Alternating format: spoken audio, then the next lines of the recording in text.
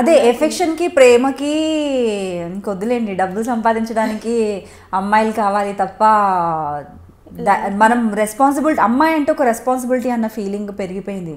అమ్మాయి అంటే మనం పెంచాలి, లైక్ తనని చదివించాలి, తనకు వరకట్నాల ప్రాబ్లమ్స్ ఇంకా చాలా, అమ్మాయికి ఏదైనా నచ్చుతుంది కొని చాలా ఉన్నాయి. బట్ అమ్మాయి రెస్పాన్సిబుల్గా ఉండి రెస్పాన్సిబిలిటీస్ తీసుకొని మీలాగా ఉండే వాళ్ళని చూస్తేనైనా కూడా ఎంత పెళ్ళైన తర్వాత హస్బెండ్ ఓకే పర్లేదు అలా ఉన్నా కూడా మన వాళ్ళ కోసం హస్బెండ్ని మనం అడగలేము.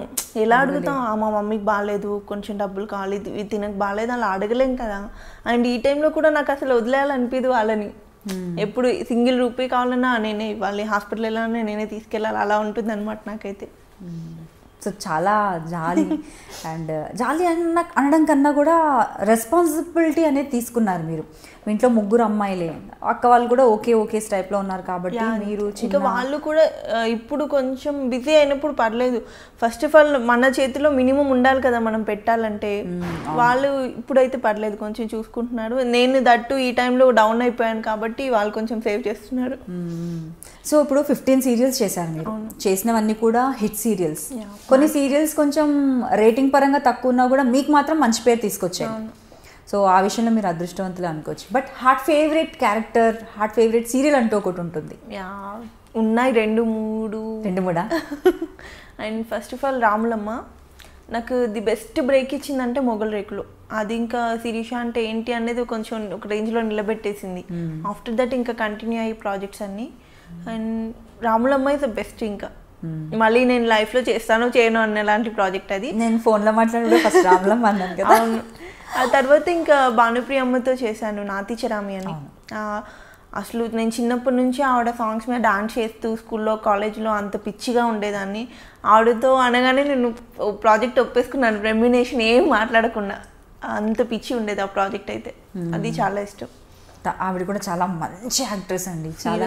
అండ్ దట్ మంచి human being first of all. అసలు వేరే అంత పెద్ద ఆ హీరోయిన్తో మనం మాట్లాడుతున్నాము అన్న ఫీలింగ్ కూడా ఉండదు. అండ్ కొంతమంది నేను నా శ్రీమంతం కోసం కాల్ చేశాను, కొంతమంది ఆ రేంజ్లో ఉన్న వాళ్ళకి. వాళ్ళు ఈవెన్ కాల్ కూడా అటెండ్ చేయలేదు. పాపం తను రీసెంట్లీ వాళ్ళ హస్బెండ్ ఎక్స్పైర్డ్ అయినా కూడా కాల్ అటెండ్ చేసి లేదమ్మా నేను చెన్నైలో ఉంటున్నాను ఇది అని చెప్పి ఎంత సాఫ్ట్గా మాట్లాడతారో. చాలా సీరియస్లీ. సో మంచి వాళ్ళకు ఎప్పుడు మంచి జరుగుతుంది అనేసి మనం వింటుంటాం. బట్ ఒక్కొక్కసారి అది కూడా కాదు అనిపిస్తుంది. లేదులేండి, అసలు మంచి వాళ్ళకి ఈ రోజుల్లో మంచి లేదు కదా. ఖచ్చితంగా.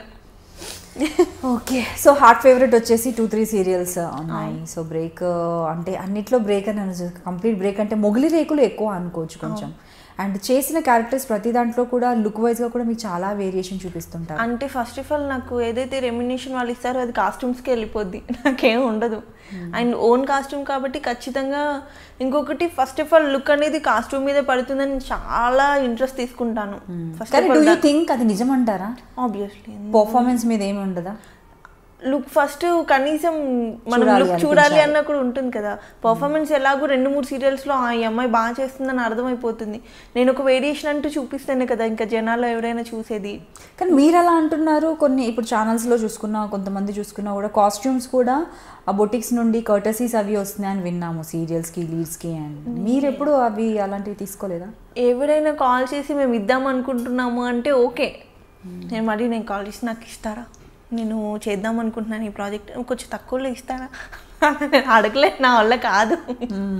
సో అంటే కొంతమంది అలా ఉన్నారు, అందరూ ఉన్నారని చెప్పను. సో నేను మమ్మీ త్రూ కానీ సిస్టర్స్ ఎవరైతే ఉన్నారో ఇట్లా ఉంటే బాగుంటుంది కదా ఈ ప్రాజెక్ట్కి, ఈవెంట్కి ఇలా ఉంటుంది. సో అలా ఎప్పుడు ఆ కైండ్ ఆఫ్ డిస్కషనే ఉంటుంది. అండ్ కొంచెం స్పెషల్గా ట్రై చేస్తుంటాను ఓన్లోనే. సో మీకు వచ్చిన awards, best awards and compliments అంటే మ్యాక్సిమం అందరూ ఏదో స్మాల్ స్క్రీన్ అనుష్క లాగా ఉంటారు అది అని ఎప్పుడైతే కాంచనగంగా ఉందో అప్పటి నుంచి అంటుంటారు. అండ్ ఒక్కసారి స్వాచింకులు డైరెక్టర్ మన్నేని రాధాకృష్ణ గారు, సౌందర్య ఎలాగున్నావు ఒక ఫ్రేమ్లో నువ్వు, నీకు తెలియట్లేదు అంటే, తెలిసినా ఏమి సార్ ఇక్కడే ఉంటాం కదా, తెలిసినా తెలియకపోయినా. ఇంకా అవార్డ్స్ అంటే చాలానే వచ్చాయి.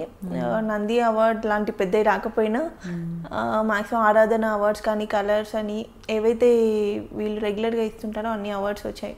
అండ్ ఛానల్స్లో రెగ్యులర్ ఈవెంట్స్లో వచ్చే అవార్డ్స్ అన్ని. సో క్యారెక్టర్స్ వైజ్గా వర్క్ వైజ్గా మీకు సాటిస్ఫాక్షన్ అయితే ఉంది, బట్ చేయాలన్న జీల్ అయితే తగ్గదు, అది వేరనుకోండి. ఎప్పటికీ వర్క్ చేస్తూ ఉండాలి, యాక్ట్ చేస్తూ ఉండాలని ఉంటుంది.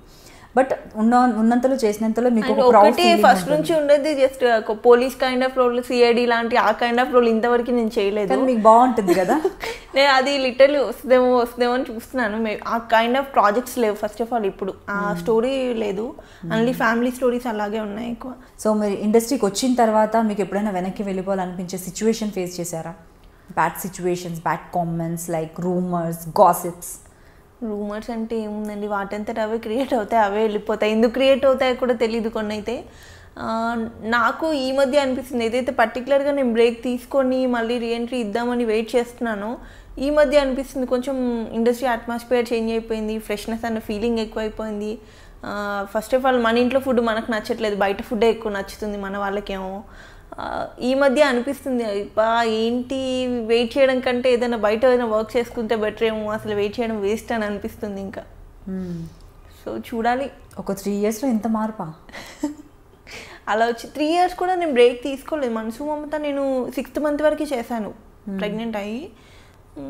2-3 months అనే చెప్పాలి. ఏదైతే నాకు చిన్న సర్కిల్ ఉందో ఆ సర్కిల్లోనే నేను ట్రై చేసిన దాంతో చూసి చూసి చూసి నేను వెక్స్ అయిపోయాను ఇంకా. ఓకే ఇట్లా కాదు, అసలు ఇలా లేదు. అది పోనీ మన దగ్గర బాగా డిఫెక్ట్ అయింది నిజంగానే. డెలివరీ అయిపోయింది, శిరీష చాలా లావ్ అయిపోయింది, అసలు ఫ్రేమ్ పెడితే చూడలేకపోతున్నాను, హీరోయిన్ మెటీరియల్ కానే కాదంటే నా దగ్గర మైనస్ ఉందని నేనే డ్రాప్ అవుతాను. నా దగ్గర ఏ మైనస్ లేదు. చూసాను నేను, అదే నేను నేనే చెప్తున్నాను కదా, మీరు ఎంట్రీ కూడా ఇచ్చారు, ఇంటర్వ్యూ అంటే కొంచెం టైం కుదరదన్నారు, మీరు ఆల్రెడీ స్క్రీన్ మీద కనిపిస్తున్నారు కదా అన్నాను. You look good. అండ్ అలా ఇంకా చెప్పాలంటే ట్రెడిషనల్ ఆ లుక్ కన్నా కొంచెం వెస్టర్న్లో ఇంకా చూసి ఇంకా ఫ్రెష్ ఫీలింగ్ వస్తుంది మిమ్మల్ని చూసి. వాళ్ళకి ఏంటంటే ఒక రీజన్ కావాలి. ఇప్పుడు పాత వాళ్ళని కానీ నన్ను ఏదైనా వద్దనడానికి ఒక రీజన్ కావాలి. లేదు ఇదే ఛానల్ రిక్వైర్మెంట్ ఆర్ వాళ్ళ రిక్వైర్మెంట్, కొత్త వాళ్ళని తీసుకోవాలని, లేకపోతే వాళ్ళకి ఫ్రెష్నెస్ ఉంటుందని, వాట్ ఎవర్. వద్దులే శిరీష కొత్త వాళ్ళని ట్రై చేస్తున్నాము, లేదు పలానా బెంగళూరు పలానా చెన్నై వాళ్ళని ట్రై చేస్తున్నాము, దెన్ నీడ్ ఫ్రెష్ అంతే. అందుకని ఏమన్నా రిజెక్ట్ అవుతుందో ఏంటో మరి తెలియదు. అండ్ అలాగే మేబీ నేను విన్న దాని ప్రకారం ఏంటంటే బెంగళూరు నుంచి ఇక్కడ బయట నుండి ఎవరైనా తీసుకొస్తే వాళ్ళు చాలా తక్కువ రెమ్యునరేషన్ తీసుకుంటున్నారని విన్నాను. బట్ ఇదే విన్న నేను, వాళ్ళ రెమ్యునరేషన్స్ బాగానే ఉన్నాయని వాళ్ళు చెప్పడం కూడా విన్నాను. నేను అది యాక్సెప్ట్ చేస్తాను. రెమ్యునరేషన్ తక్కువ, మీరు ఉన్నారు బెంగళూరు నుంచి వచ్చారు, ఎంత పేమెంట్ ఒక 2-3,000 తీసుకుంటున్నారు అనుకుందాం. మీకు అప్ అండ్ డౌన్ ఛార్జెస్ ఉంటాయా, ఇదే ఫ్లైట్ కానీ ట్రైన్ కానీ, అకామిడేషన్ ఇస్తారా, ఫుడ్ డే అండ్ నైట్ చూసుకోవాలా. ఇక్కడ మన వాళ్ళకు పేమెంట్ ఇస్తే మన ఫుడ్ రివర్స్ తీసుకెళ్ళి మనం పెట్టుకొని ఎవ్రీథింగ్ కాస్ట్ మన. అండ్ వన్ మోర్ థింగ్, కొంతమంది బెంగళూరు అమ్మాయిలు హాఫ్ అమౌంట్ ప్రొడక్షన్కి ఇచ్చేసి కాస్ట్యూమ్స్కి హాఫ్ అమౌంట్ వీళ్ళు వేసుకుంటారు. అది కూడా లేదు. అండ్ ఎవ్రీథింగ్ మనం చూసుకొని రిటర్న్ నేను ఒక్కొక్కసారి ప్రొడక్షన్కి ఫుడ్ కావాలన్నా వాళ్ళకి వీళ్ళకి ఏదైనా కావాలన్నా నేనే తీసుకెళ్తూ ఎందుకు ఇవ్వడానికి మనకు ఆలోచించాలి. ఫస్ట్ ఆఫ్ ఆల్ మన తెలుగు వాళ్ళకి మనకు పెట్టడానికి రాదు, పక్క వాళ్ళు ఏమైపోయినా పర్లేదు కానీ తెలుగు వాళ్ళు అసలు రానిరు, అసలు వాళ్ళకి ఎంకరేజ్మెంటే లేదు. అసలు ఎవరున్నారు తెలుగు వాళ్ళు, తెలుగు హీరోయిన్స్ ఎవరున్నారు చెప్పండి టీవీ మీడియాలో? మీరు చెప్పగలరు గట్టిగా 4 పేరు చెప్పండి.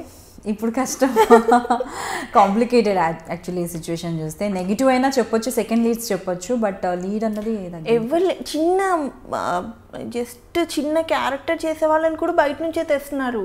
హీరోస్ ఆంటీస్ అందరూ అక్కడ వాళ్ళైనా పోనీ వాళ్ళని ఇక్కడ తెచ్చుకుంటున్నారు. కన్నడలో మన ఒక్కడికి కాల్ చేయమనండి వాళ్ళు చేయరు. వాళ్ళకి ఆ పార్షియాలిటీ చాలా ఎక్కువ కన్నడీస్కి. వాళ్ళు ఎంతసేపు మా లాంగ్వేజ్ మా వాళ్ళు ఉండాలి, మా వాళ్ళు ఉండాలి, మా వాళ్ళనే ఉంటుంది. అట్లీస్ట్ తమిళ్ వాళ్ళైనా కాల్ చేసి పిలుస్తారేమో కానీ కన్నడ నుంచి మనకు కాల్సే రావు. అంత ప్రొటెక్ట్ చేసుకుంటారు వాళ్ళ ఇండస్ట్రీని వాళ్ళు. మన వాళ్ళు మాత్రమే ఎందుకు అలా? వాళ్ళు చాలా ప్రొటెక్ట్ చేస్తున్నారు అనేసి మన వాళ్ళు కూడా దగ్గర నుండి ప్రొటెక్ట్ చేస్తున్నారు అంటారా? దగ్గర నుండి ప్రొటెక్ట్ చేసుకుంటున్నారు, వాళ్ళని తీసుకొచ్చి వాళ్ళని ప్రొటెక్ట్ చేస్తున్నారు. మీరు మాత్రమే కాదు అంటే మీరు అది చెప్పేది అలాగే అంత క్లియర్గా ఉందన్నమాట. వాళ్ళని వాళ్ళు ప్రొటెక్ట్ చేసుకుంటున్నారు, మన వాళ్ళు కూడా వాళ్ళని ప్రొటెక్ట్ చేస్తున్నారు. నేనైతే తమిళ్లో నేను ఒక ప్రాజెక్ట్ చేశాను. నాకు ఇప్పటికీ తమిళ్ నుంచి ఏమైనా కాల్స్ వస్తాయంటే, నాకు బేబీ ఉంది క్యారీ చేయడం ప్రాబ్లం అని నేను చేయట్లేదు, కానీ కన్నడ నుంచి ఏ రోజు ఎవరికి కాల్ రాలేదండి. నేను చాలామందిని కూడా కనుక్కున్నాను, ఎప్పుడు మరి బెంగళూరు నుంచి మాకు కాల్ రాలేదు. కనీసం ఇక్కడ ఎవరో ఆడిషన్ చేయరు బెంగళూరు వాళ్ళు. మన వాళ్ళు సీరియల్ స్టార్ట్ అవ్వగానే చలో బెంగళూరు ఆడిషన్ చేయాలి అంతే. అలా ఉండింది. అండ్ కాల్ చేయడం కూడా డైరెక్ట్గా సీరియల్ స్టార్ట్ అవుతుంది అనగానే మేనేజర్స్కి ఎవరికైనా చెప్పేస్తే బెంగళూరు నుండి పిక్స్ అవి ఇవి పంపించేస్తారు, సెలెక్ట్ చేసుకుంటారు. ఆల్రెడీ 1 or 2 మూవీస్ చేసిన వాళ్ళు, లేదంటే సీరియల్స్లో 1 or 2 సీరియల్స్ చేసిన వాళ్ళను పిలుస్తున్నారు. అక్కడ అసలు కొంతమంది క్యారెక్టర్ చేసిన వాళ్ళు ఇక్కడ హీరోయిన్స్, జస్ట్ డే క్యారెక్టర్స్ చిన్న, ఇప్పుడు మరదలు చెల్లెలు క్యారెక్టర్స్ చేసే వాళ్ళు ఉంటారు కదా, ఇక్కడ వాళ్ళని తీసుకొచ్చి హీరోయిన్స్గా పెడుతున్నారు. అండ్ పోనీ బాగున్నారు, అబ్బా నిజంగా మనం ఎందుకు పనికొస్తాం, ఒక్కొక్కరు చాలా బాగున్నారు కదా అన్నట్లేదు. గట్టిగా ఉంటే ఒక 4 2 3 అమ్మాయిలు బాగుంటారు, పర్లేదు అనిపిస్తుంది. అంతమంది ఎక్కడ బాగున్నారండి? ఛానల్ పెడితే అసలు స్టే చేయాలనిపించాలి కదా కనీసం. పోనీ గ్లామర్ పక్కన పెట్టేద్దాం, పర్ఫార్మెన్స్ అనేది ఇంపార్టెంట్ అనుకున్నా కూడా దానికి కూడా లేదు. నేర్పించి చేపిస్తే ఎలా వస్తుంది? ఒక డైలాగ్ ఇంటెన్సిటీ, ఇప్పుడు నేను ఏదైతే ఎమోషనల్గా ఫీల్ అయ్యి తెలుగులో నేను చెప్పినంత నాకు తమిళ్లో చెప్పమంటే నాకు రాదు. నా మదర్ టంగ్ నేను ఏదైతే లోపల నుంచి ఫీల్ అయ్యి చెప్తున్నానో అదే వస్తుంది కదా. నేర్పించి ట్రైనింగ్ ఇప్పించి తెలుగు నేర్పించుకొని అన్నీ నేర్పించుకొని ఎందుకంత కష్టపడ్డాం? అసలు అది లాజికే అర్థం కావట్లేదు నాకైతే. డే బై డే నేను అది ఆలోచిస్తుంటే ఇంట్లో పిచ్చెక్కుతుంటుంది. ఏంటి రీజన్ ఇది, అసలు ఏముంది అని ఆలోచించితే ఏమి ఉండదు అక్కడ. సో ఇప్పుడు అనిపిస్తుందా ఎప్పుడైనా కూడా, అంటే ఇప్పుడు ఒక సీరియల్కి కంబ్యాక్ చేశారు, బట్ మీరు చెప్తున్నారు ఇండస్ట్రీ అంతా మారిపోయింది, రావచ్చు రాకపోవచ్చు ఫ్యూచర్లో. ఇన్ కేస్ ఒకవేళ వచ్చినా కూడా సేమ్ నెగిటివ్ కైండ్ ఆఫ్ అయినా కూడా ట్రావెల్ చేయాల్సి వస్తుంది. ఒక మెయిన్ లీడ్ చేసి నేను ఏదైనా క్యారెక్టర్ చేస్తా అంటే తక్కువ బడ్జెట్లో నాకు ఇస్తారు. కాకపోతే నేను అక్కడ మనసు చంపుకొని ఒక అమ్మాయిని పక్కన హీరోయిన్గా, ఎవరో అమ్మాయిని ఏ రకంగా లేని ఒక అమ్మాయిని హీరోయిన్గా చూస్తూ నేను బేర్ చేస్తూ నేను అలా చచ్చిపోలేను రోజు. ఇదే చేయకుండా ఇంట్లో ఉన్నా బాగానే ఉన్నట్టు అనిపిస్తుంది, కానీ ఇంకా అది ఫేస్ చేయలేను. సో మరి అలా చేయలేనప్పుడు ఇప్పుడు ఈ మధ్య కాలంలో అనిపిస్తుంది, అంటే ఎడ్యుకేషన్ కంప్లీట్గా ఫినిష్ చేసి ఉంటే అట్లీస్ట్ ఏదో చిన్న నా ఓన్ బిజినెస్ స్టార్ట్ చేసి ఉండేదాన్ని, లేదంటే ఒక జాబ్లో అయినా జాయిన్ అవ్వచ్చు, ఎందుకంటే మీరేమంత ఏజ్ అయిపోలేదు, యూ కెన్ డూ. అలా ఎప్పుడైనా అనిపించిందా? ఒక స్టడీస్ అయితే కంప్లీట్ చేసి ఉంటే బాగుంది. అంటే ఫినాన్షియల్లీ ఫస్ట్ నుంచి మేము బిలో మిడిల్ క్లాసే, అంటే ఒక్కొక్క డే ఫుడ్ కూడా ఉండేది కాదు. ఆ స్టేజ్ నుంచి వచ్చాను నేను. మమ్మీ డాడీ వచ్చేసి ఒక స్టేజ్లో రోడ్డు పైన చౌరస్తా మీద మిర్చి బజ్జీ బండీలు ఉంటే వర్షంలో తడిస్తే ప్యాక్ చేసి ఇచ్చిన డేస్ కూడా ఉన్నాయన్నమాట నా లైఫ్లో. సో మా ఫ్యామిలీ అయితే ఏదైతే అంత స్ట్రగుల్ ఫేస్ చేసి వచ్చిందో అక్కడ నుంచి మళ్ళీ డౌన్ వెళ్ళొద్దని అంతే. ఇప్పటికీ స్ట్రగుల్ ఫేస్ చేయడం. ఒక్కొక్క డే ఇంట్లో రైస్ ఉండేది కాదు, పక్క వాళ్ళని అడుక్కొని మమ్మీ బీడీలు చేసేవాళ్ళు, ఎక్కువ కరీంనగర్లో బీడీలు అవి చేస్తుండేవాళ్ళు. ఆ బీడీలో ఆకు అంతా తీసుకొచ్చి పొయ్యి పెట్టుకుని జస్ట్ నూకన్నం ఉంటుంది కదా రైస్ కాకుండా, ఆ నూకన్నం బాయిల్ చేసుకొని తినేవాళ్ళం. అండ్ అక్క వాళ్ళు వచ్చేసి ఒక 75 రూపీస్కి సేల్స్ వర్క్ కూడా చేసిన డేస్ ఉన్నాయి. మమ్మీ ఒక 2500కి ఒక 1 month సెక్యూరిటీ గార్డ్గా చేసిన డేస్ ఉన్నాయి. సో అంత స్ట్రగుల్ నుంచి వచ్చి చూసి ఇప్పుడు గట్టిగా నోరు తెచ్చి నాకు ఒక ఆఫర్ ఇవ్వండి అని మనం అడగలేము తెలుగు వాళ్ళు ఎవరైనా. అందరూ మన దగ్గర ఉన్న వాళ్ళు అందరూ బిలో మిడిల్ క్లాస్ లేకపోతే మిడిల్ క్లాస్.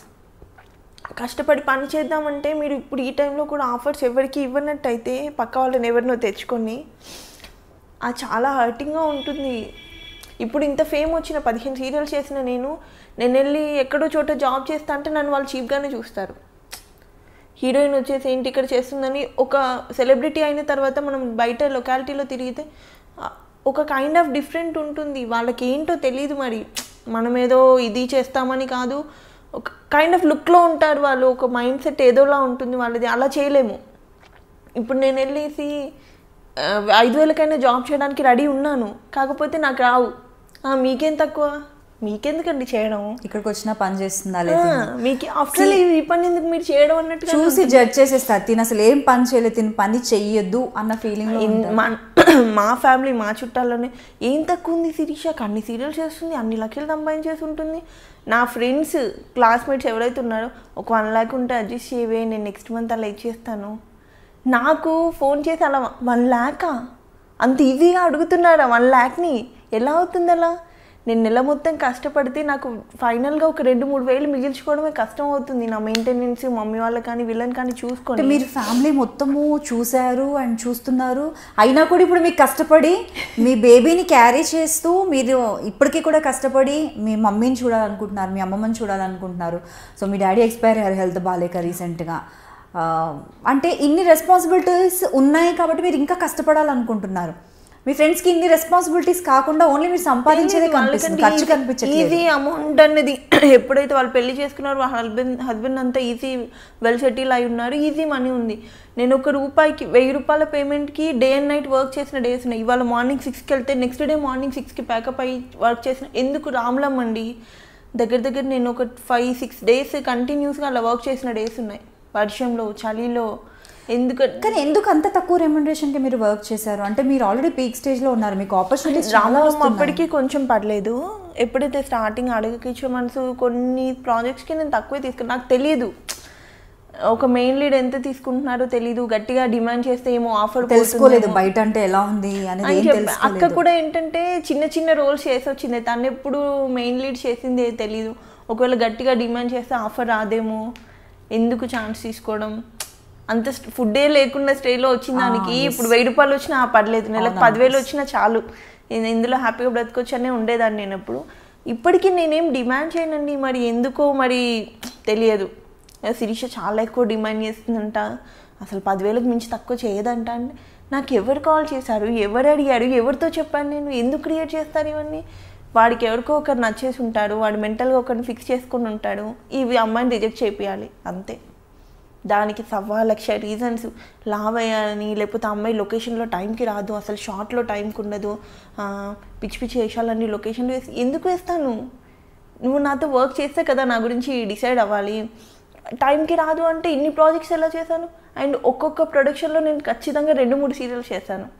ఒక దాంట్లో కంఫర్టబుల్ ఉంటేనే కదా నెక్స్ట్ దానికి ఎంత ఉన్న ప్రొడక్షన్ ఆలోచిస్తుంది.